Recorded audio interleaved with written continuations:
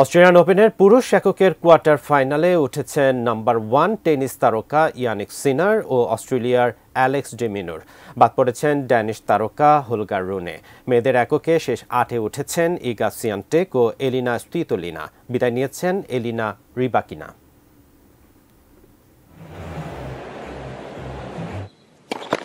মেলবোর্নের তাপমাত্রা কিংবা শারীরিক ক্লান্তি কোনোটিই দমাতে পারেনি ইয়ানিক সিনারকে। চতুর্থ সেটে সিনারের শক্তিশালী সার্ভে নেটের ধাতব স্ক্রু ভেঙে যাওয়ার পর খেলা বন্ধ থাকে প্রায় 20 মিনিট। বিরতিটা কাজে লাগিয়ে রড লেভার এরিনায় শেষ হাসিটা হেসেছেন ইতালিয়ান তারকা।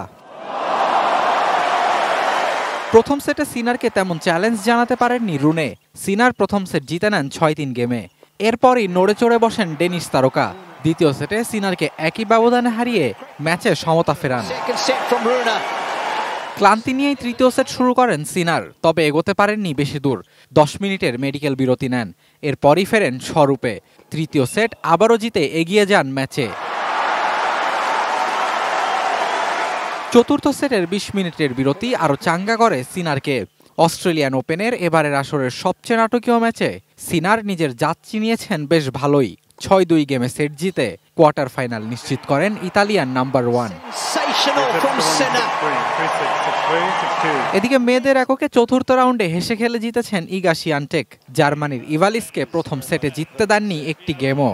দ্বিতীয় সেট সিয়ান্টেক জেতেন 6-1 গেমে। কোয়ার্টার ফাইনালে তার প্রতিপক্ষ যুক্তরাষ্ট্রের এমা Navarro. Sheikh Tanvir Hasan Arif, sports desk, ATN news.